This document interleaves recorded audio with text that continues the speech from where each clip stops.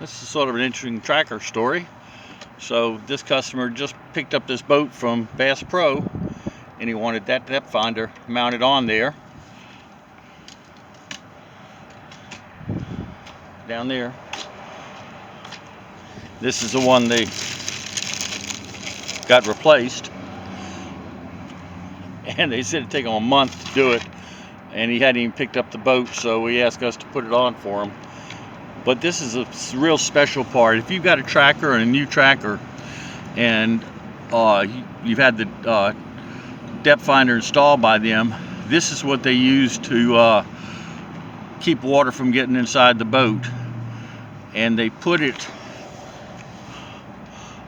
on the outside of that screw, just like that, so the screw would go through it and then hold on that little clip. So if you've got a brand new tracker, you might sort of look at how they mounted it to make sure, because they just use self-tapping screws. I don't mind the self-tapping screws, but those are all siliconed in so it won't leak.